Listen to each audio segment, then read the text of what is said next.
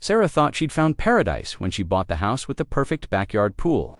The HOA paperwork said nothing about pool restrictions. But when neighborhood Karen showed up with bolt cutters and a dozen families claiming the pool belonged to the community, Sarah realized she was about to fight the battle of her life. What Karen didn't know was that Sarah had just quit her job as a corporate lawyer. And Sarah Chen pressed her face against the cool glass of her kitchen window, watching the morning sun dance across the surface of her backyard pool. 3 glorious months of early morning laps, weekend barbecues, and the kind of peace she hadn't felt since her divorce 2 years ago. The house had been a steal too good to be true. The realtor had warned, but Sarah had read every document, scrutinized every clause, and found nothing but green lights. The Willowbrook Estates HOA documentation had been surprisingly thin. Basic landscaping requirements, noise ordinances after 10 p.m., and standard architectural approval processes for major renovations. Not a single word about pools, not even a mention of shared amenities or community property clauses. Sarah had highlighted every relevant section in her legal paddled habits from her corporate law. Dazan filed everything in her obsessively organized home office. She'd quit Morrison & Associates 6 months ago, burned out from 80-hour weeks defending pharmaceutical companies and tech giants. The severance package and her savings had bought her this slice of suburban heaven, with mature oak trees, a wraparound porch, and a pristine kidney-shaped pool that the previous owners had installed just 2 years prior. The doorbell's chime cut through her morning meditation. Sarah glanced at the clock. 8:47 a.m. on a Saturday. She padded to the front door in her terry cloth robe, expecting a package delivery or maybe her neighbor, Mrs. Patterson, with another plate of cookies. Instead, she found herself face to face with a woman who looked like she'd stepped out of a suburban nightmare. Blonde hair pulled back so tight it stretched her features, athletic wear that screamed expensive athleisure, and a smile that didn't reach her eyes. Behind her stood a small crowd, maybe 10 people, including several children clutching pool noodles and wearing swimsuits under their cover-ups. "You must be Sarah," the woman said, extending a manicured hand. "I'm Karen Whitmore, HOA president.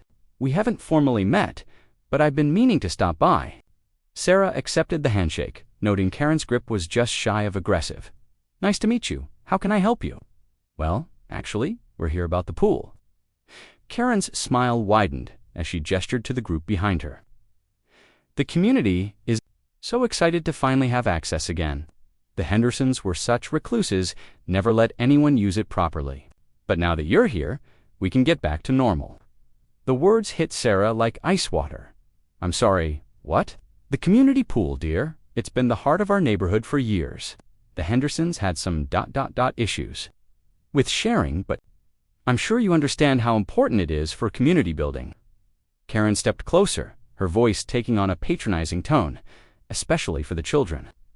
"You wouldn't want to be the type of neighbor who keeps the kids from swimming, would you?" Sarah's legal training kicked in, her mind racing through the documentation she'd studied. "Karen, I think there's been a misunderstanding. This is a private pool on my private property. I've reviewed all the HOA documents, and there's no mention of, 'Oh, honey.'" Karen's laugh was sharp as broken glass. "You must have gotten the wrong paperwork. This has always been a community amenity. The pool was installed with HOA funds specifically for neighborhood use. The fact that it's in your backyard is just geography." The crowd behind Karen shifted closer, and Sarah noticed several people were already setting up folding chairs on her lawn. A man in board shorts was testing the gate latch to her backyard fence. "Stop." Sarah's voice carried the authority of someone who'd faced down boardrooms full of hostile executives. "Everyone needs to step back from my property. Now." Karen's smile faltered for just a moment before snapping back into place. "Now, Sarah, there's no need to be dramatic. We're all neighbors here. Community is about sharing. Community is about respecting property rights and following legal documentation." Sarah crossed her arms, her robe feeling less like Saturday morning comfort and more like armor. "I own this house. I own this yard. I own that pool. And I have the deed, the title, and every piece of HOA paperwork to prove it. Do you now?" Karen's voice dropped to a whisper that somehow felt more threatening than shouting. "Because I have 20 years of community precedent dozens of witnesses, and a very clear understanding of how things work in Willowbrook Estates. The man by the gate called out, "Karen, it's locked." "Well, of course it is," Karen replied without taking her eyes off Sarah. "Sarah just needs a moment to process the situation. Why don't you go grab those bolt cutters from my garage, Derek? We'll give her a few minutes to come to her senses." The casual mention of bolt cutters sent a chill down Sarah's spine. This wasn't a misunderstanding or a neighborly dispute. This was a coordinated effort, and Karen had come prepared for resistance. "If anyone sets foot on my property without permission, I'm calling the police," Sarah said, her voice steady despite her racing heart. Karen's laugh was genuinely amused this time. "Oh, sweetheart, my brother-in-law is Sergeant Whitmore at the county sheriff's office. My cousin runs the permits department, and my book club includes half the city council wives." She stepped closer, close enough that Sarah could smell her expensive perfume. "You're new here. You don't understand how things work yet, but you will." The crowd behind Karen was growing more restless. Children were whining about wanting to swim. Parents were checking their phones and sighing with impatience. And Derek was already walking toward Karen's house, presumably to get the bolt cutters. Sarah's mind raced through her options. She could retreat inside, lock the doors, and hope they'd eventually leave. She could try to reason with the crowd, appeal to their sense of decency. Or she could do what every instinct honed by years of high-stakes litigation was screaming at her to do. She pulled out her phone and started recording. "For the record," she said, her voice clear and projecting to the entire crowd, "I am Sarah Chen, owner of 1247 Maple Ridge Drive. It is 8:52 a.m. on Saturday, June 30th, 2025. I am standing on my private property, which includes the pool in my backyard. I have repeatedly refused permission for any of you to enter my property or use my pool. Yet you, Karen Whitmore, have just sent someone to retrieve bolt cutters to break into my yard." Karen's face flushed red. "Put that phone away. I am documenting what appears to be an attempted break-in and trespassing," Sarah continued, turning the camera to capture the crowd. "For everyone here, you are witnessing the homeowner explicitly denying permission for pool access. Any entry onto this property will constitute trespassing under state law." "You can't just," one of the mothers started to protest. "Actually, I can." Sarah's voice carried the quiet confidence of someone who'd spent years destroying opposing counsel's arguments. Property law is quite clear on this matter. And since Karen mentioned her various family connections in law enforcement and city government, I want to make sure we have a clear record of what's happening here. Derek reappeared carrying a pair of heavy-duty bolt cutters, and the sight of them made several people in the crowd shift uncomfortably. The reality of what they were about to do, breaking into someone's yard, was apparently hitting home for some of them. "Derek," Wade called out, a woman holding a toddler. "Maybe we should, Derek." "Proceed," Karen commanded, her voice sharp enough to cut glass. "Sarah is being unreasonable, and the community has rights that supersede her selfish attitude." This was the moment Sarah had been waiting for. She stopped recording and switched to her contacts, scrolling to a number she'd hoped never to use again. "What are you doing?" Karen demanded. Sarah held up one finger as the call connected. "Marcus, it's Sarah Chen. I know it's Saturday morning, but I need you to send someone to 1247 Maple Ridge Drive immediately. Yes, I'll pay weekend rates. Bring cameras, bring backup, and bring the intimidation factor." She paused, listening. No, not corporate espionage this time. HOA dispute. The kind that makes great headlines. She hung up and smiled at Karen. The same smile she'd used right before delivering devastating cross-examinations. "You mentioned not understanding how things work around here," Sarah said conversationally. "So let me help you understand how things work in my world. I just called Marcus Rodriguez from Rodriguez Investigations. He's the PI who helped me take down 3 Fortune 500 companies for corporate fraud. He's very good at his job, and he's very good at making problems disappear." Karen's confidence wavered for the first time. "You can't just—" "I also have the personal cell phone of Judge Patricia Hawthorne, who owes me several favors from the pharmaceutical cases. Would you like me to call her next? Or maybe I should start with the state attorney general's office. I did save them about $50 million in that tech monopoly case." The crowd was beginning to murmur, and Sarah could see doubt creeping into their faces. This wasn't the pushover neighbor they'd expected, but he Marcus Rodriguez arrived 45 minutes later in a black SUV that looked like it belonged to a federal task force. Sarah watched from her kitchen window as he stepped out 6'2", silver-haired, wearing a suit that probably cost more than most people's cars. Behind him emerged two younger associates carrying equipment cases that could have held surveillance gear or small explosives. "Jesus, Sarah," Marcus said when she opened the door. "Retirement's treating you well. Nice place. Thanks, though it might not stay nice much longer." She led him through the house toward the back deck. "Karen Whitmore seems to think she owns my pool," the HOA president with the law enforcement connections. Marcus was already scanning the backyard, his trained eye cataloging sightlines, access points, and potential security vulnerabilities. I ran a quick background check on the drive over. Interesting family. How interesting. The kind that makes small towns very uncomfortable places for people who don't play ball. Marcus accepted the coffee Sarah offered, his expression grim. Brother-in-law Sergeant Whitmore has been with the sheriff's department for 15 years. Clean record, but there are whispers about selective enforcement in HOA disputes. Cousin Eddie runs permits and inspections, lots of complaints about sudden violations appearing on properties of people who've crossed the Sarah felt her stomach tighten, and the city council connections. Real enough, Karen's book club is basically a shadow government. They've killed 3 development projects and gotten 2 school board members recalled in the past 5 years. Marcus set down his coffee and pulled out a tablet. But here's the thing about small-town corruption. It only works if nobody's watching, and nobody's been watching Willowbrook Estates. One of Marcus's associates, a sharp-eyed woman in her 30s, approached with a thick folder. "Initial property records search is complete," she said, handing Sarah a stack of documents. "This is going to make your day." Sarah flipped through the papers, her legal training automatically parsing the dense legal language. Property surveys, utility easements, municipal water connections, pool permits. Her eyes widened as she reached the pool installation documents. "Marcus, look at this." She pointed to a section highlighted in yellow. The pool was installed in 2023 by the previous owners, Jack and Helen Henderson. Permits pulled, inspections passed, all work completed on private property with private funds. "Keep reading," the associate said with a smile. Sarah's eyes found the next highlighted section, and she felt her pulse quicken.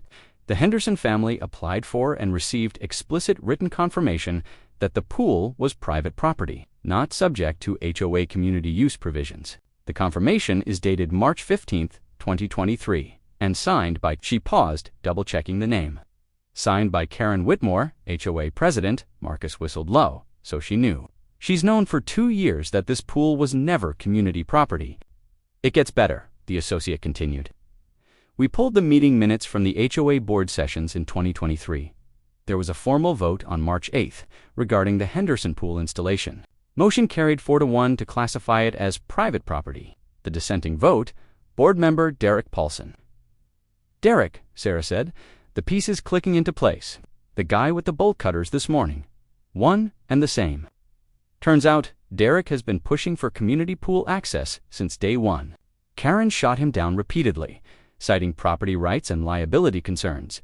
Marcus grinned, until today apparently. Sarah's phone buzzed with a text message. Unknown number, but the content made her blood run cold. "Hope you enjoyed your morning swim. Water's going to be shut off Monday for routine inspections. Might be off for weeks. A friend." She showed the message to Marcus, who immediately handed it to his associate. "Can you trace this?" "Already on it," the woman replied, her fingers flying over her tablet. "Looks like a burner phone, but we can work with the cell tower data." Sarah's landline rang, and she recognized her next-door neighbor's number. Mrs. Patterson's voice was shaky when Sarah answered. "Sarah, dear, I'm so sorry to bother you, but there's been some confusion about your pool." "What kind of confusion, Mrs. Patterson?" "Well, Karen Whitmore stopped by an hour ago with some paperwork. She said there was a legal issue with your pool installation, something about community property rights. She asked me to sign a statement saying I'd witnessed neighborhood children using the pool for years." Sarah's grip tightened on the phone. "And did you sign it?" "Well, yes. I'm afraid I did." Karen said it was just a formality, to help clear up the legal confusion. But then she left, and I got to thinking. "Sarah, I've lived here for 12 years, and I don't remember children using that pool regularly. The Hendersons were very private people. "Mrs. Patterson, thank you for calling. Can you describe exactly what you signed?" It was some kind of affidavit? Something about community use patterns and established neighborhood traditions? Karen said everyone was signing them, that it was just to help the HOA protect community interests. After hanging up, Sarah turned to Marcus with a grim expression. She's manufacturing evidence, going door to door, getting neighbors to sign statements about community pool use that never happened. Classic litigation strategy, Marcus nodded. Create a paper trail, establish a narrative, make it expensive and time-consuming for you to fight.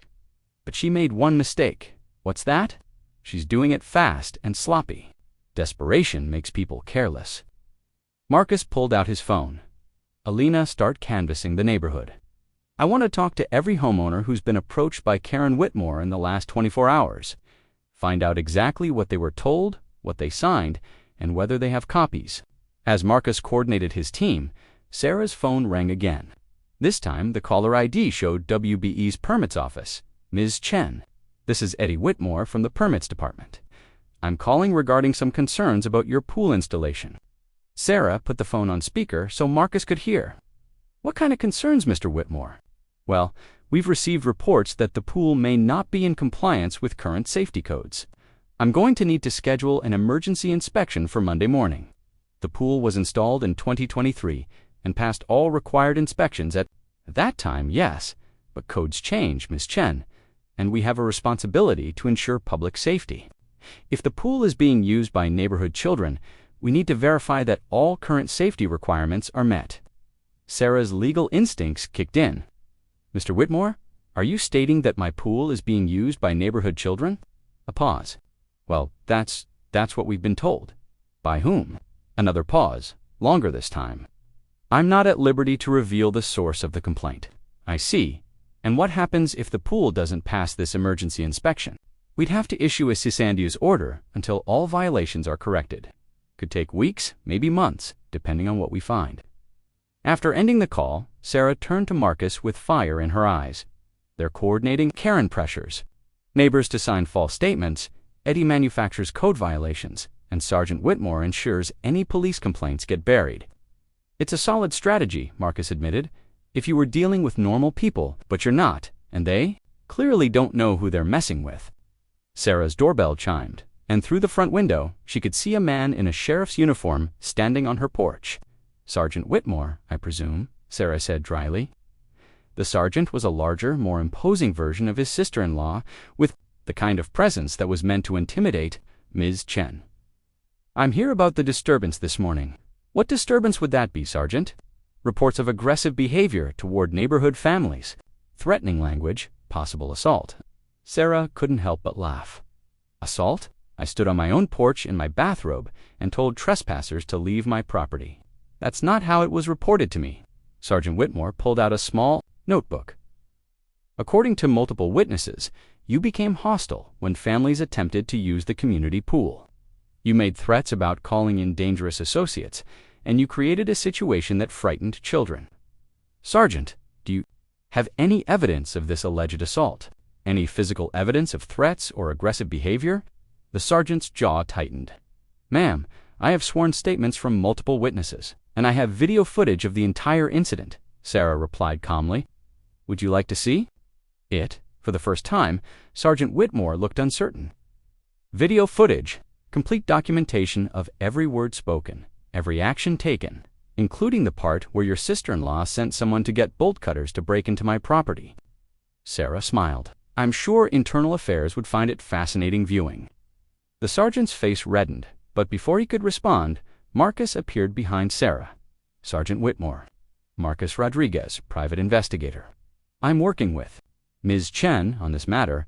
Recognition flickered in the sergeant's eyes, and his posture shifted slightly. Marcus had a reputation that extended well beyond corporate circles. "Mr. Rodriguez, I wasn't aware you were involved in HOA disputes. I'm involved in whatever my clients need me to be involved in," Marcus replied smoothly. "And right now, I'm very interested in documentation, irregularities, manufactured evidence, and potential abuse of official positions." Sergeant Whitmore closed his note. Monday morning arrived, gray and drizzling. as if the weather itself was anticipating the storm about to break over Willowbrook Estates. Sarah stood at her kitchen window, watching Eddie Whitmore's county inspection van pull into her driveway. At exactly 8 a.m., behind him came a second Vandus, one unmarked but clearly official. "Right on time," Marcus said, joining her at the window. He was dressed in his most intimidating suit, the one he'd worn when testifying before congressional committees. Elena's in position across the street, and Judge Hawthorne's emergency. Injunction should be served within the hour. Sarah's phone had been buzzing all weekend with increasingly desperate messages from the unknown number. Karen's confidence was clearly wavering as word spread through the neighborhood about federal investigators asking questions. But Sarah knew cornered animals were the most dangerous. Eddie Whitmore approached the front door with his clipboard, an official swagger, flanked by two men Sarah didn't recognize. One looked like county administration, but the other had the unmistakable bearing of law enforcement. "Ms. Chen," Eddie said when she opened the door, "I'm here to conduct the emergency pool inspection we discussed." "Of course, but first, I'd like to introduce you to some people." Sarah stepped aside to reveal Marcus, followed by a woman in a crisp federal blazer. "This is Agent Patricia Kowalski from the FBI's Public Corruption Unit." Eddie's clipboard clattered to the porch. "The FBI, document fraud, conspiracy, and civil rights violations tend to attract federal attention." Agent Kowalski said pleasantly, "Mr. Whitmore, we have some questions about permit irregularities in your department." The county official with Eddie took a step backward. "I think there may be some mistake." "No mistake," Sarah interrupted, pulling out her own folder. "Have documentation of 12 separate code violations that were overlooked for HOA board members and their associates, including a deck addition at 1205 Oak Street that was never properly permitted." Eddie's face went pale. "That's Karen's address. Among others, we also have evidence of retroactively dated HOA amendments, manufactured witness statements, and abuse of official position." Sarah's voice carried the calm authority of someone holding all the cards.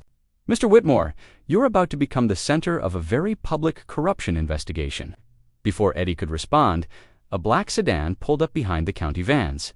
Judge Patricia Hawthorne stepped out, looking every inch the federal jurist, who'd spent 20 years dismantling organized crime networks. "Sarah," Judge Hawthorne said warmly, "it's been too long, though I wish it were under better circumstances." "Patricia, thank you for coming. I think you'll find this case very interesting."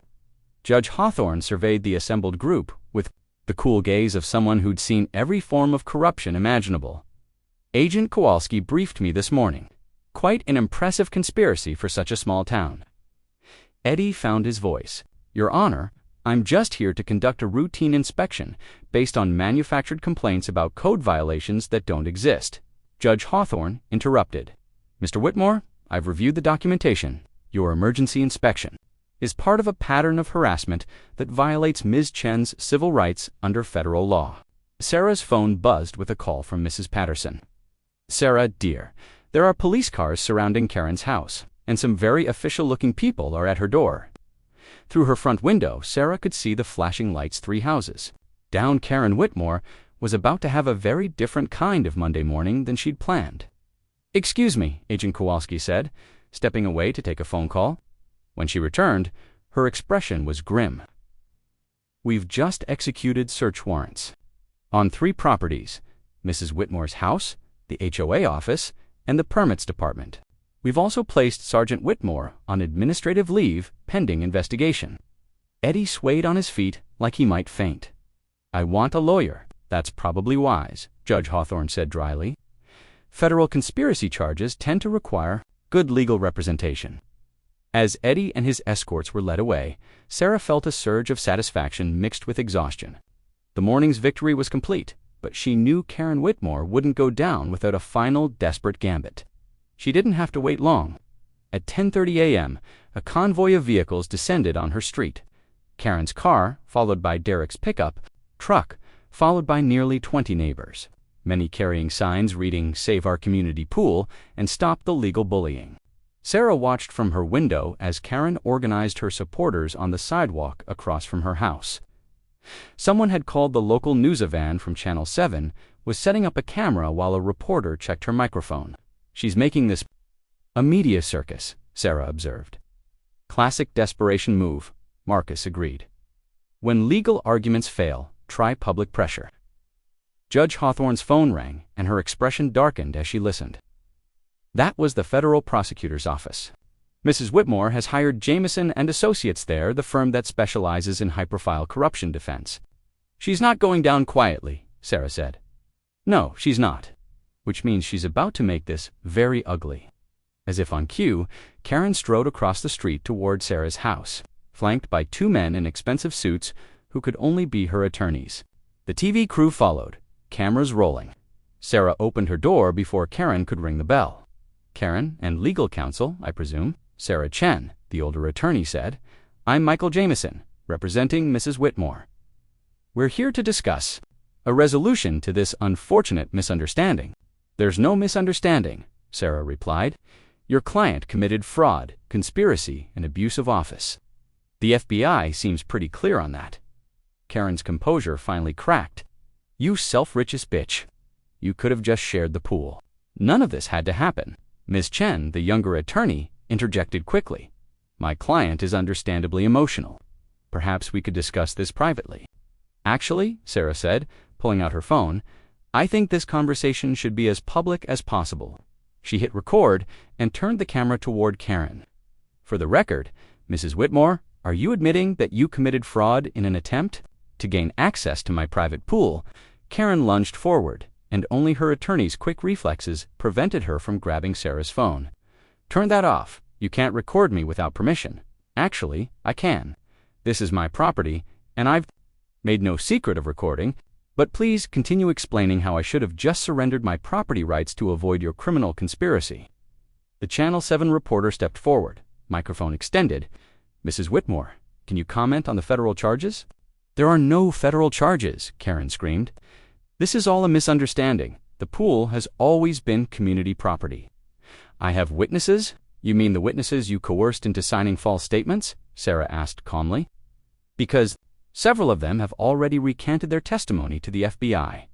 Karen's face went white. That's not. Agent Kowalski's voice cut through the chaos. Mrs. Whitmore, you need to come with us.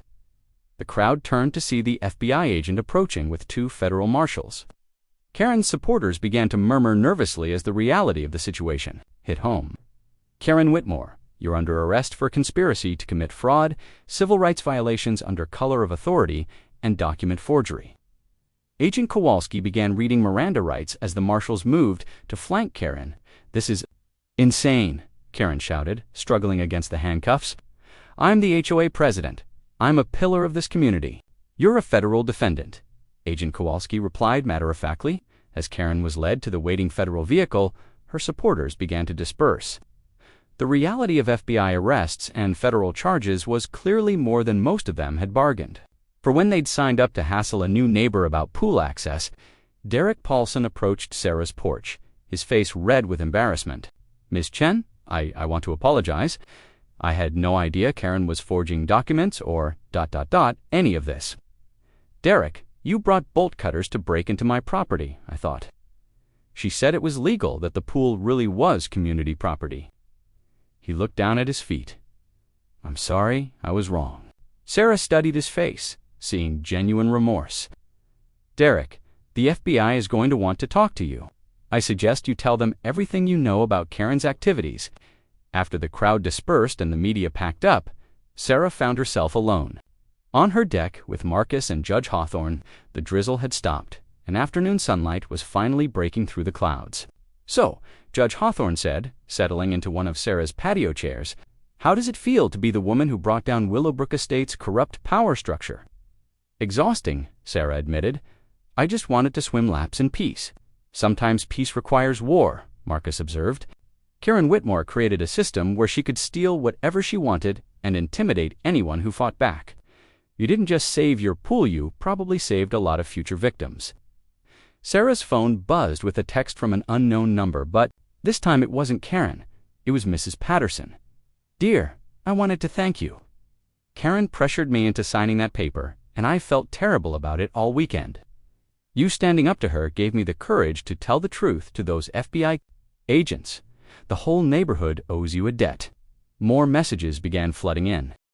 3 weeks later, Sarah sat in the federal courthouse gallery, watching Karen Whitmore's world collapse in real time. What had started as a neighborhood pool dispute had metastasized into the largest public corruption case in the state's history. The courtroom was packed with reporters, federal prosecutors, and a growing parade of defendants as the investigation continued to expand.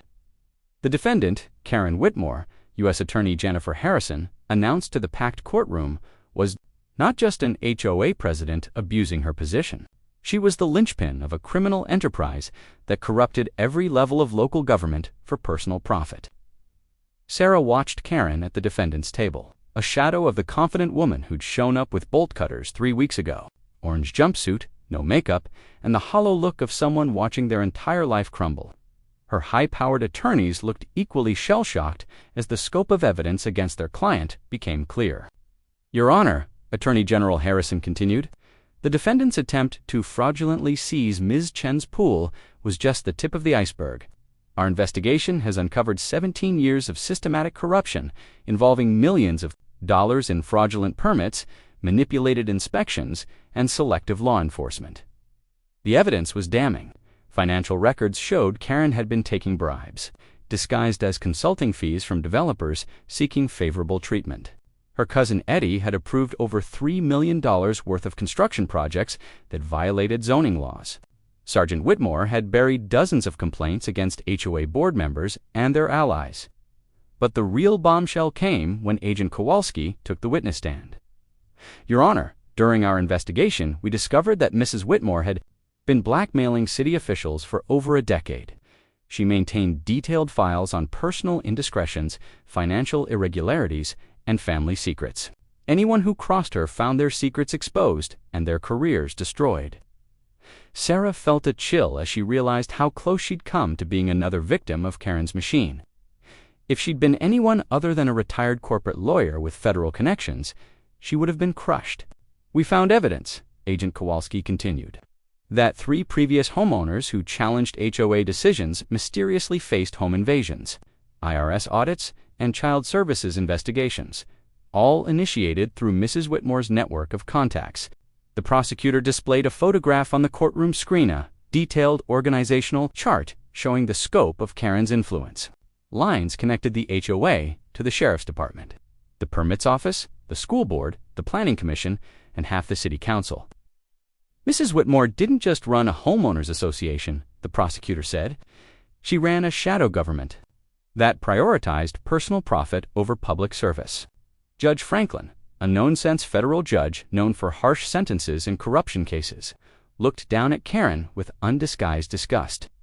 Mrs. Whitmore, you've turned public service into a criminal enterprise. You've violated the public trust in ways that strike at the very foundation of democratic governance.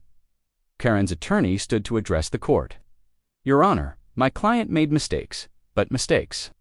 Judge Franklin's voice cut like a blade. Your client orchestrated a 17-year conspiracy involving dozens of public officials and millions of dollars in fraud. She violated the civil rights of hundreds of citizens and turned local government into her personal fiefdom. These aren't mistakes, counselor. These are federal crimes of the highest order. The sentencing phase revealed the true scope of Karen's empire. 23 co-conspirators had already pleaded guilty, including Eddie Whitmore, Sergeant Whitmore, to city, council members, and the county commissioner. The plea agreements painted a picture of systematic corruption that reached into every aspect of local governance. Mrs. Whitmore, Judge Franklin said, you are sentenced to 15 years in federal prison, followed by 5 years of supervised release. You will pay restitution of $4.2 million to the affected communities, and you are permanently banned from holding any position of public trust. As the marshals led Karen away in shackles, Sarah felt a complex mix of satisfaction and sadness.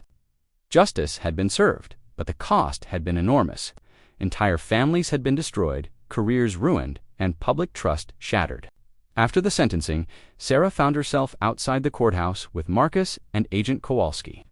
The media circus was in full swing, with reporters shouting questions about the case's implications for small-town governance nationwide.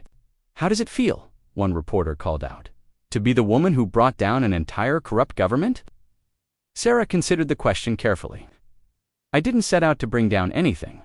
I just wanted to protect my property rights. But sometimes standing up for what's right has consequences you never expected. Agent Kowalski pulled Sarah aside as the crowd dispersed. There's something else you should know. We found evidence that Karen was planning to frame you for insurance fraud if the pool's seizure plan failed. Sarah's blood ran cold. What kind of evidence? Forged documents suggesting you'd filed false claims on previous properties. Manufactured witness statements about suspected arson. She was going to destroy your life piece by piece until you either gave up the pool or fled the state. The magnitude of what Karen had been planning hit Sarah like a physical blow. The pool dispute had been just the opening gambit in what would have been a systematic campaign to destroy her life. She really thought she was untouchable, Sarah said. 17 years of getting away with it will do that to a person, Agent Kowalski replied. But you did something nobody else had been able to do. You fought back with resources and connections. She couldn't manipulate or intimidate. 6 months later, Sarah hosted her first official pool party. The guest list included Mrs. Patterson, Derek Paulson, who'd become a key federal witness, several neighbors who'd apologized for their role in Karen's schemes, and Marcus Rodriguez with his family. The Willowbrook Estates HOA had been dissolved and replaced with a simple property management company that handled basic maintenance and enforced minimal rules. The new approach was radical in its simplicity: no community pools, no mandatory social events, no arbitrary architectural restrictions, just neighbors respecting each other's property rights. You know, Derek said, floating on a pool noodle with a beer in his hand. This is actually much more relaxing than those mandatory HOA pool parties Karen used to organize. Mandatory pool parties? Sarah laughed. That sounds like an oxymoron. You have no idea, Mrs. Patterson chimed in from her lounge chair. Karen used to require attendance at every neighborhood event. Miss 3 gatherings and you'd get a violation notice. Miss 5 and suddenly your property would fail inspection for mysterious reasons. As the evening wound down and guests began to leave, Sarah found herself alone by the pool with Marcus. The water reflected the stars, and for the first time since moving to Willowbrook Estates, she felt truly at peace. Any regrets? Marcus asked. Sarah considered the question as she watched ripples cross the pool's surface. About fighting back? Never. About how far it had to go. Sometimes you saved a lot of people from Karen's machine. The investigation freed an entire community from 17 years of corruption. I know, but I also destroyed a lot of lives in the process. Marcus shook his head. You didn't destroy those lives, Sarah. You revealed the destruction that was already there. Karen and her co-conspirators made their choices long before you moved to this neighborhood. Sarah's phone buzzed with a text from an unknown number, and for a moment her heart rate spiked. But this message was different. Ms. Chen, this is Janet Morrison, your realtor. I wanted you to know that property values in Willowbrook Estates have increased 23% since the corruption investigation ended. Turns out, buyers prefer neighborhoods where the rule of law actually applies. Thank you for what you did. More messages followed throughout the evening. Former residents who'd fled Karen's reign of terror were moving back. New families were buying homes specifically because the corruption had been cleaned out. Local businesses that had been forced to pay Karen's fees were reopening. The final message came from an unexpected source. Sarah, this is Helen Henderson. Jack and I moved to Florida to get away from Karen's harassment over the pool. We saw the news about her conviction. Thank you for finishing what we didn't have the strength to fight. Enjoy the pool, you earned it. As Sarah prepared for bed that night, she stood at her bedroom window, looking out at the pool where this entire saga had begun.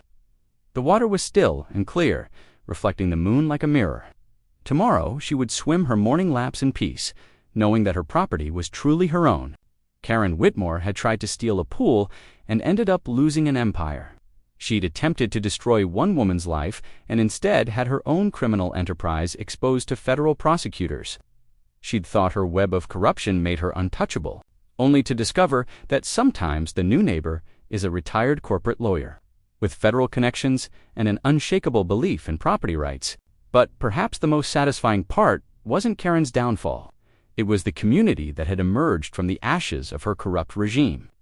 Neighbors who'd been afraid to speak up for years were now organizing legitimate community events. Former victims of Karens